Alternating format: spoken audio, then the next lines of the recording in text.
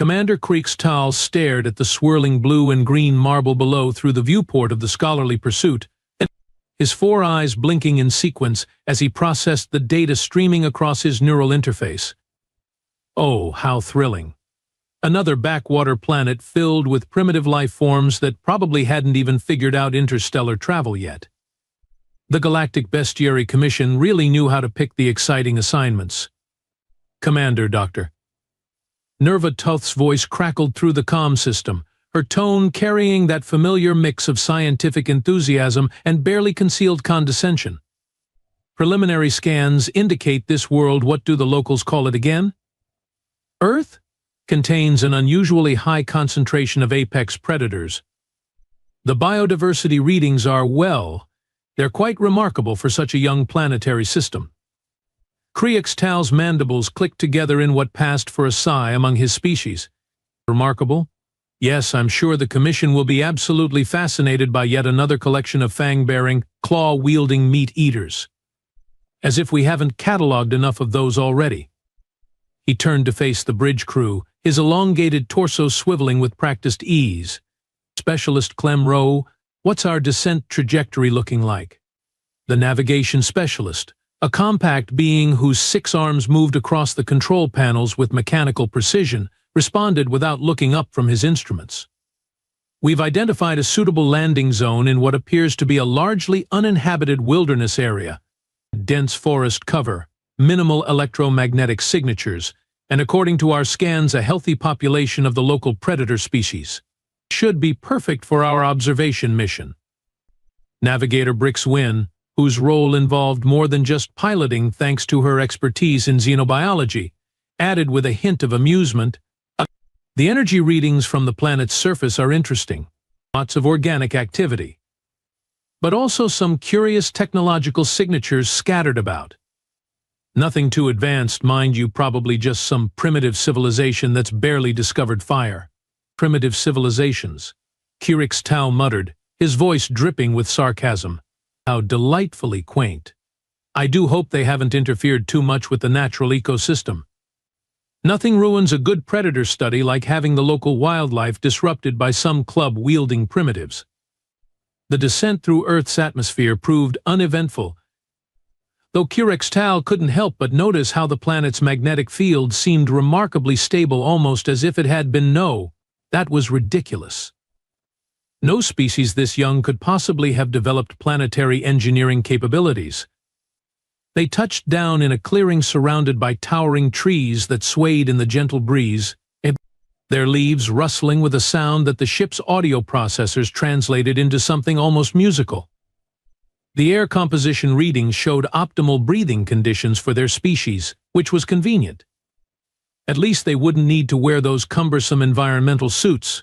Deployment team, prepare for surface operations, Kriegstahl announced, his voice carrying the weight of someone who had done this exact same routine on dozens of worlds. Standard predator observation protocol. Set up the camouflaged monitoring stations, deploy the bioscanners, and try not to disturb the local wildlife too much. We're here to observe, not to interfere. Dr. Nerva Toth was the first to emerge from the ship, her scientific instruments already humming with activity as she began cataloging the immediate environment. Fascinating. The soil composition indicates a remarkably complex ecosystem. And these trees, they're not just growing randomly. There's almost a pattern to their distribution. Within hours, their observation equipment was operational, and the team began their systematic study of Earth's apex predators. The results were, admittedly, impressive.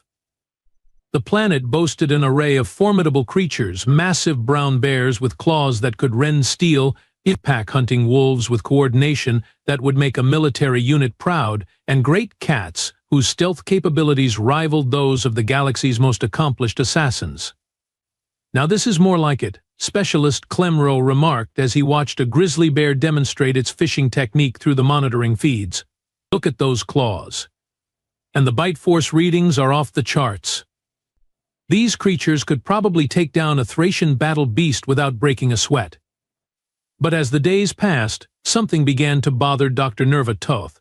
Something that didn't quite fit the expected patterns of apex predator behavior. "Commander," she said, her voice carrying a note of confusion. "I'm noticing some unusual behavioral patterns in the local predator populations." "Unusual how?" Creeks Tal asked, though his tone suggested he was expecting another routine observation about territorial disputes or mating rituals. "They seem to be avoiding certain areas. Large swaths of territory that should be prime hunting grounds are being systematically ignored by every major predator species we've catalogued.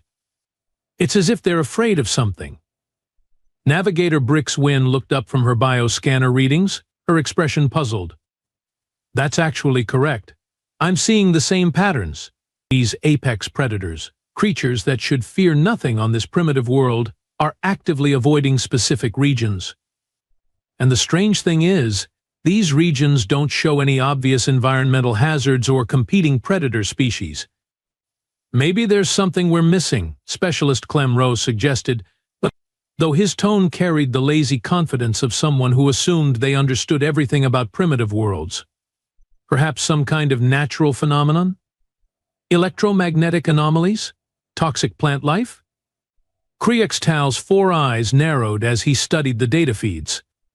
The patterns were indeed strange. Here was a world filled with what should have been the dominant predator species, yet they were all clustered in specific areas, leaving vast territories completely uninhabited. It was almost as if something else was claiming those territories, something that made even the most formidable predators nervous. "Keep monitoring," he commanded, though for the first time since landing, his voice carried a hint of genuine curiosity rather than bored professionalism. "And expand our scanning range.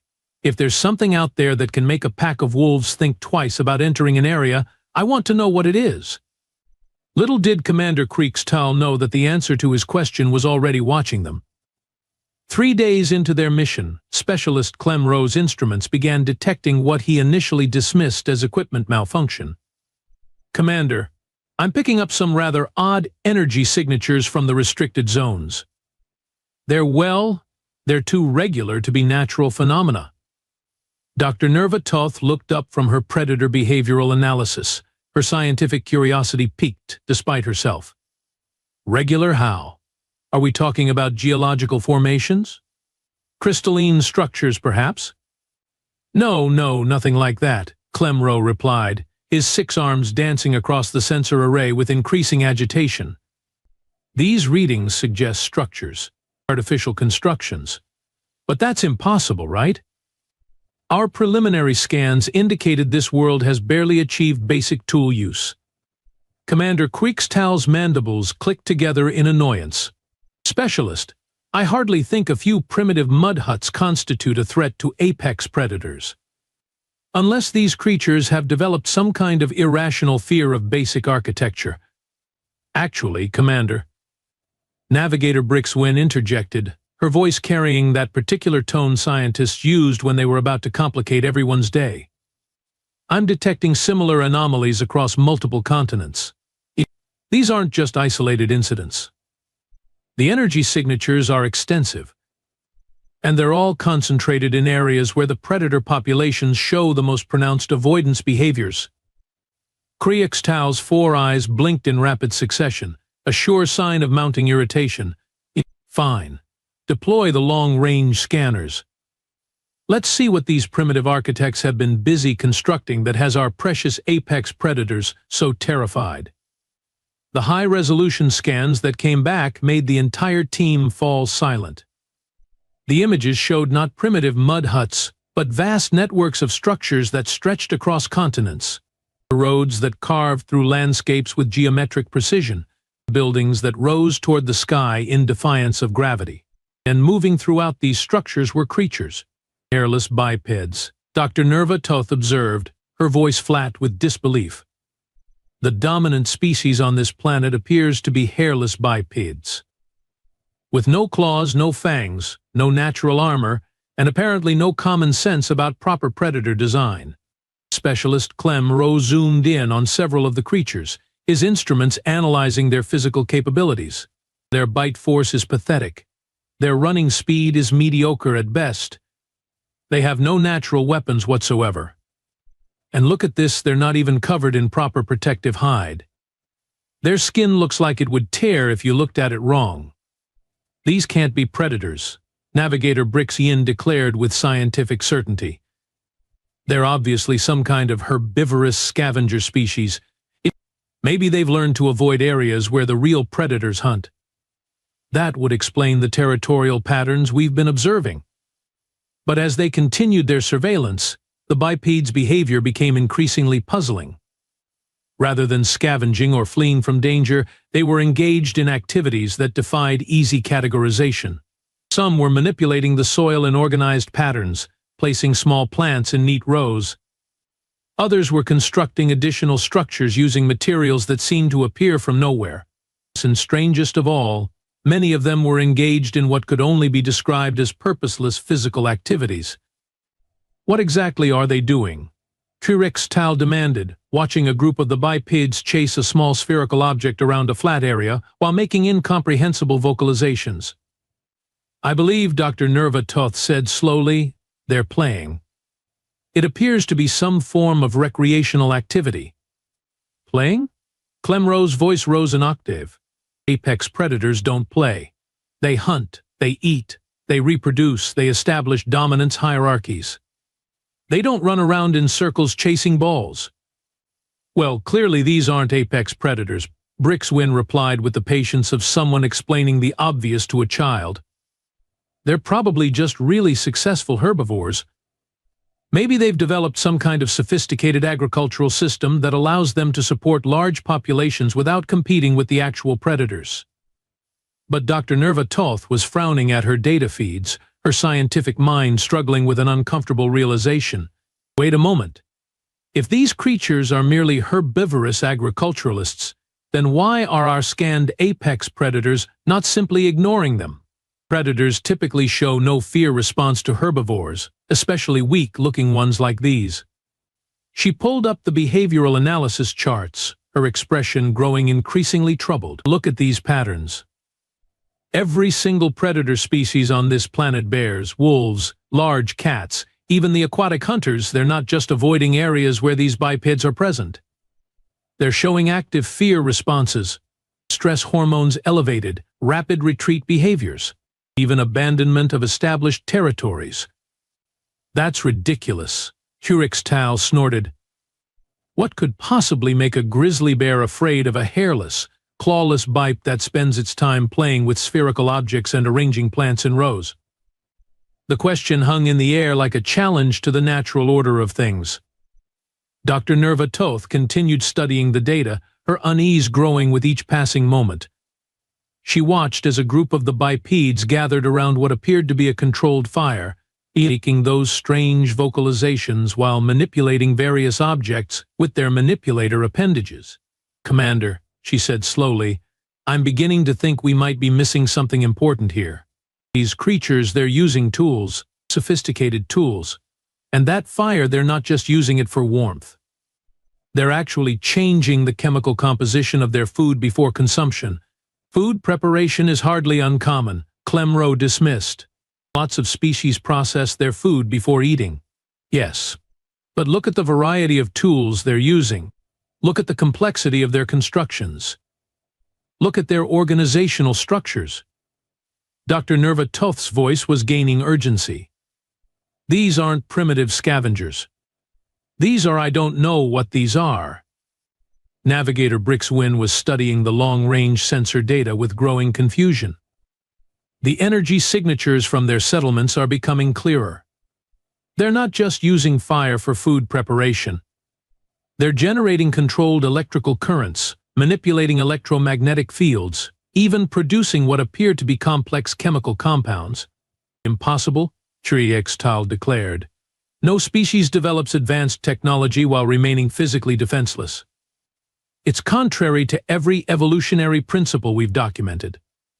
And yet, Dr. Nerva Toth said quietly, "Here they are, hairless, clawless, seemingly helpless bipeds who have somehow managed to make every apex predator on their planet afraid to enter their territory."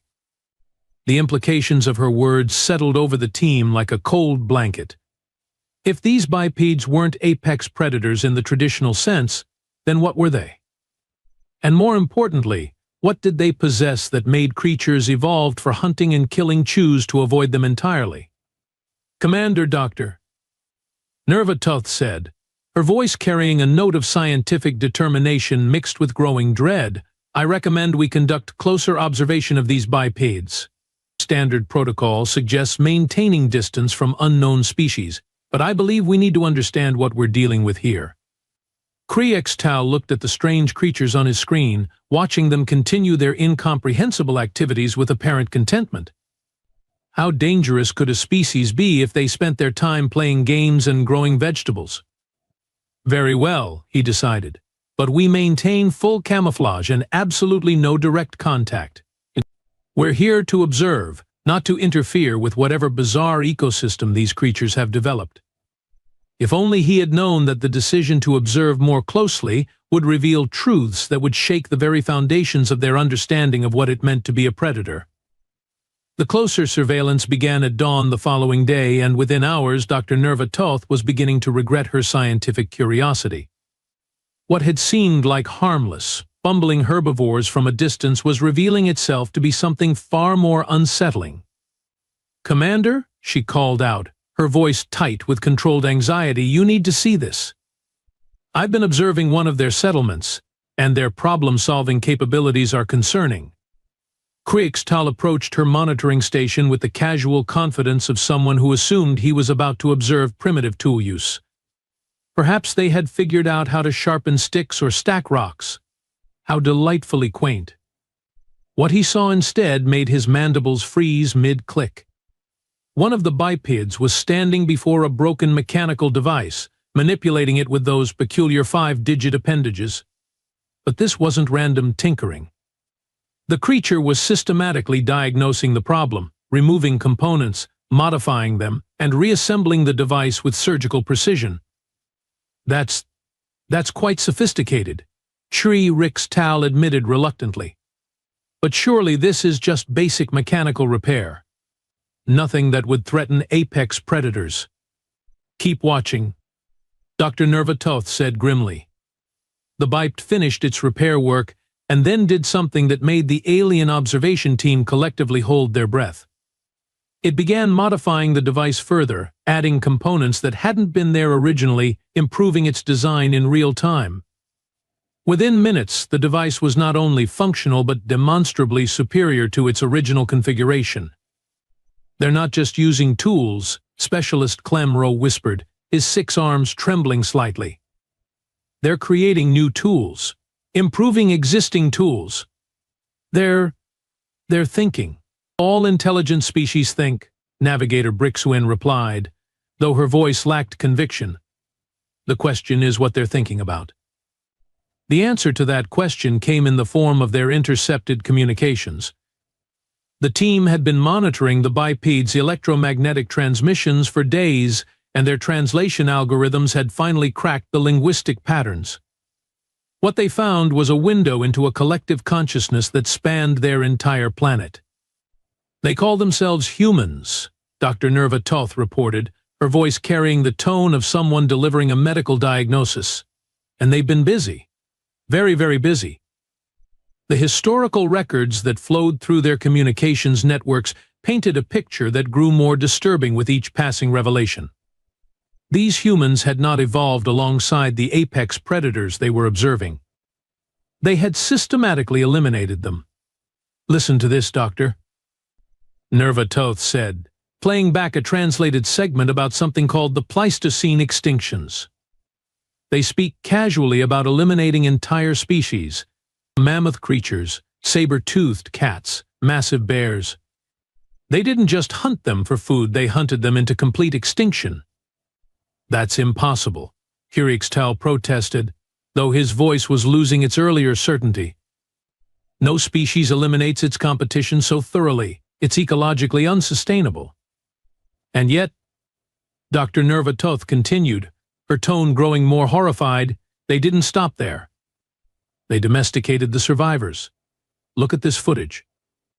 The screen showed humans interacting with creatures that were clearly descended from wolves, but these wolves were behaving like servants. They followed human commands, performed complex tasks, and seemed genuinely happy to do so. Other creatures, descended from wild cats, were living in human dwellings, purring contentedly while humans manipulated their bodies in what appeared to be ritualistic grooming. "They've turned apex predators into pets," Navigator Brixian said, her voice barely above a whisper. "They've taken creatures that should be competing with them for dominance and turned them into companions." But it was the observation of human offspring that truly shattered their understanding of what they were dealing with. Specialist Clem Rowe had been monitoring what appeared to be recreational activities among the smaller humans, assuming they were observing some form of play behavior. "Commander," he said, his voice shaking, "I don't think these young ones are playing. I think they're training." The activities looked innocent enough at first glance. Young humans chasing each other through obstacle courses, throwing objects at targets, engaging in mock combat with various implements. But the more the team analyzed the patterns, the more they realized they were watching the systematic development of hunting skills, strategic thinking, and combat effectiveness. "This one," Clem Rowe said, pointing to a small human who couldn't have been more than a few years old, just demonstrated advanced tactical reasoning.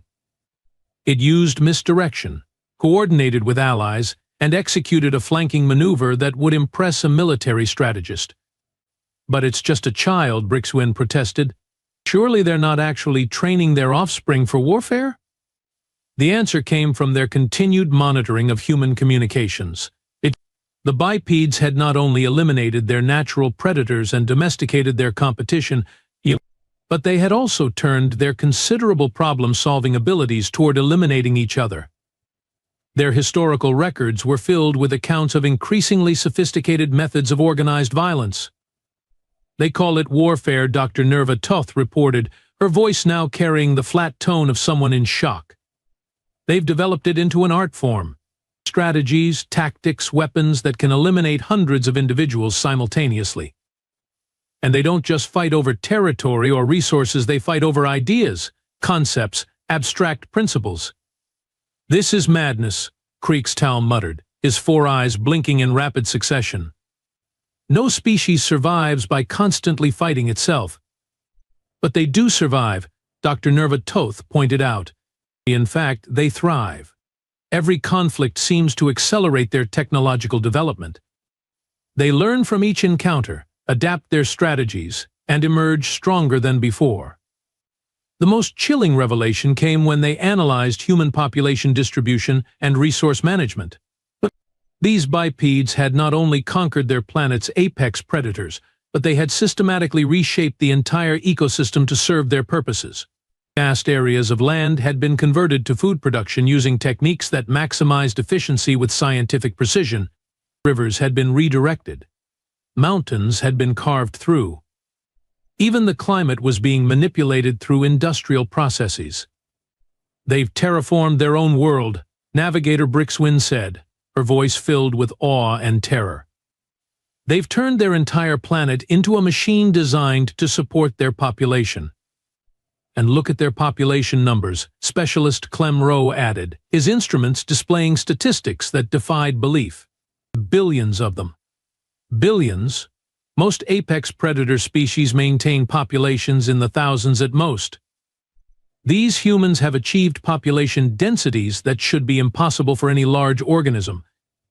But perhaps the most unsettling aspect of human civilization was how they had achieved all of this without any natural weapons. No claws, no fangs, no armored hide, no venom. They had conquered their world using nothing but their ability to think, plan, and cooperate on a scale that dwarfed anything the galactic community had ever encountered. They're pack hunters," Dr. Nerva Toth realized, her voice carrying the weight of terrible understanding. "But not like wolves or any other species we've studied. They're pack hunters with no upper limit to their pack size. They can coordinate the activities of millions of individuals toward a single objective. And they never stop adapting," Kriegstall added, watching footage of humans working together to solve problems that would challenge the most advanced civilizations. Every obstacle they encounter becomes an opportunity to develop new capabilities. They don't just overcome challenges, they transform them into advantages. The team sat in stunned silence, processing the implications of their discoveries. They had come to catalog Earth's apex predators, expecting to find the usual collection of fang-bearing, claw-wielding hunters. Instead, they had found something far more terrifying, a species that had eliminated all competition not through superior physical attributes, but through superior intelligence, cooperation, and an apparently limitless capacity for adaptation. Commander Dr. Nerva Toth said quietly, "I don't think we're observing apex predators. I think we're observing something entirely new, something that transcends traditional predator-prey relationships." "What do you mean?" Hurix Tal asked, though part of him already knew the answer. "I mean," she replied, "that we're looking at a species that doesn't just hunt other species. They hunt reality itself. They identify problems, stalk solutions, and kill impossibility with systematic efficiency. They've turned their entire existence into a hunting expedition against the limitations of their environment." And somewhere in the back of all their minds, a terrifying question was beginning to form. If humans could do all of this to their own planet, what would they do when they finally turned their attention to the stars? The answer to that question came sooner than any of them expected, and in the most mundane way possible. Commander Creeks Tao was reviewing the daily surveillance reports when Specialist Clem Rowe's panicked voice crackled through the communications system. "Commander? Emergency. We have been compromised. The humans have found us." Creeks Tao's 4 eyes snapped to the monitoring feeds, where he saw the impossible. 2 humans were standing directly in front of their supposedly invisible observation post, but staring at it with unmistakable curiosity. The camouflage systems that had fooled apex predators across a dozen worlds were apparently useless against creatures that had spent their evolutionary history hunting problems rather than prey. "How did they find us?" Dr. Nerva Toth demanded, her voice rising to near hysteria. "Our stealth technology is flawless. We've used it to observe Thracian death worms without detection." "I don't know," Clem Rowe replied, his 6 arms frantically working the controls. "They just walked up to us. One of them pointed at our position and said something to the other one, and now they're both standing there looking at us." On the screen, the 2 humans appeared to be engaged in conversation, occasionally gesturing toward the hidden observation post. They were wearing what appeared to be recreational clothing and carrying packs filled with supplies.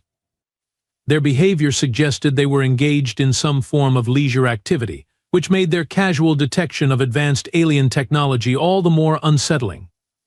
"What do we do?" Navigator Brixwin asked, her voice tight with barely controlled panic. "Standard protocol for accidental contact with primitive species is immediate withdrawal, but they've already seen us." "They're primitive."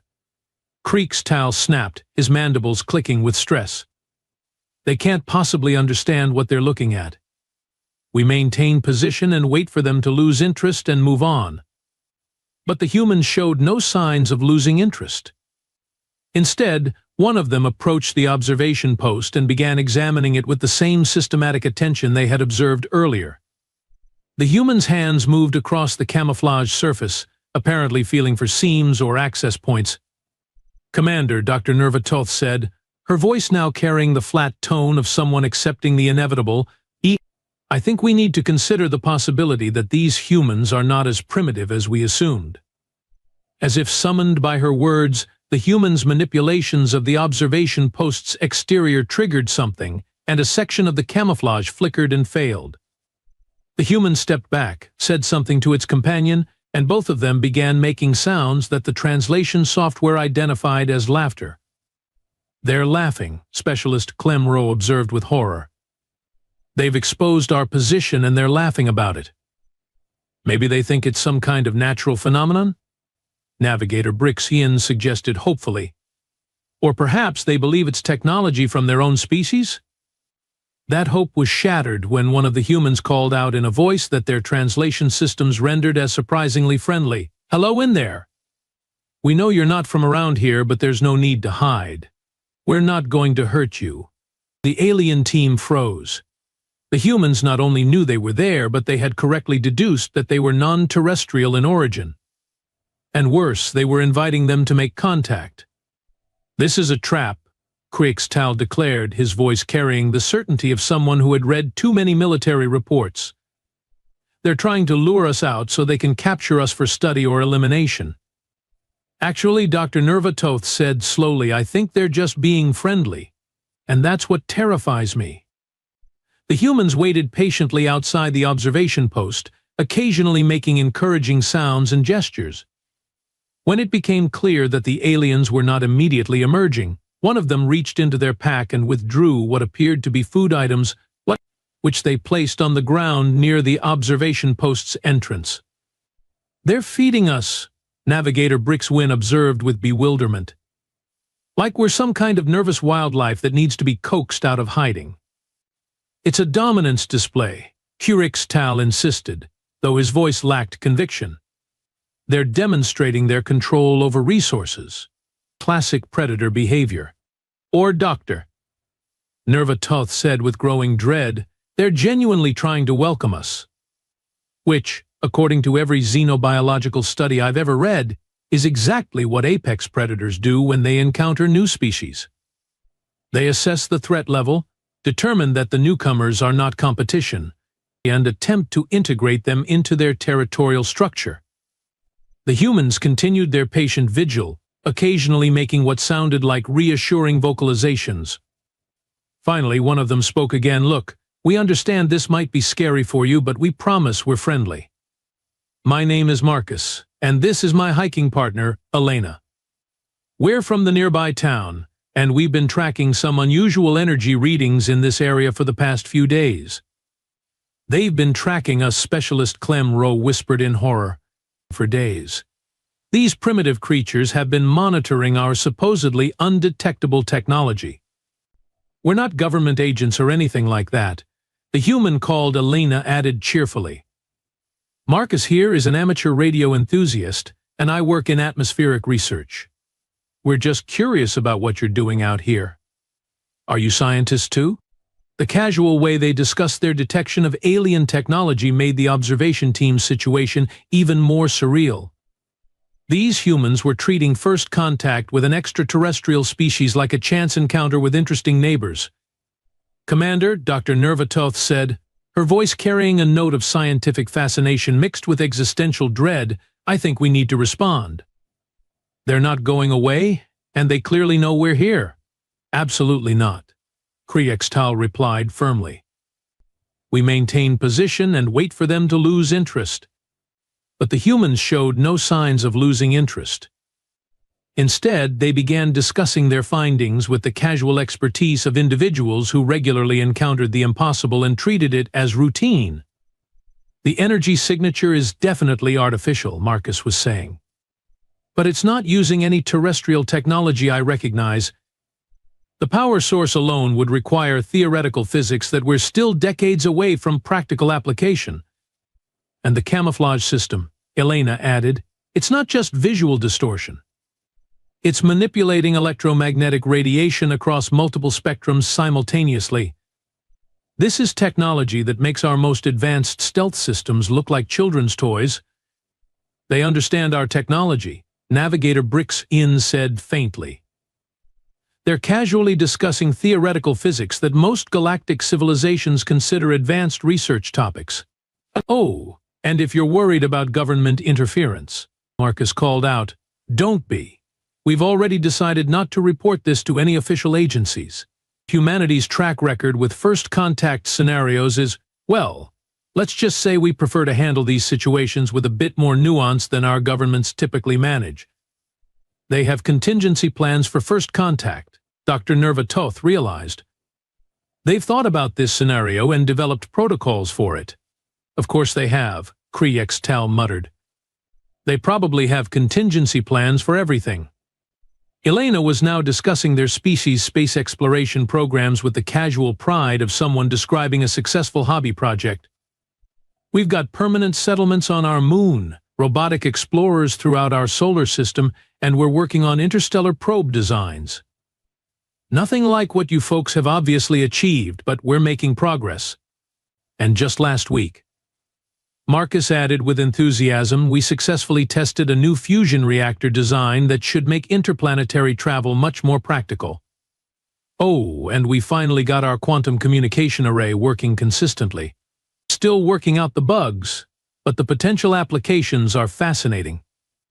They're casually discussing technology that rivals our own, Specialist Clem Rowe observed with growing horror. And they're treating it like it's no big deal. But it was Alina's next comment that finally shattered Dr.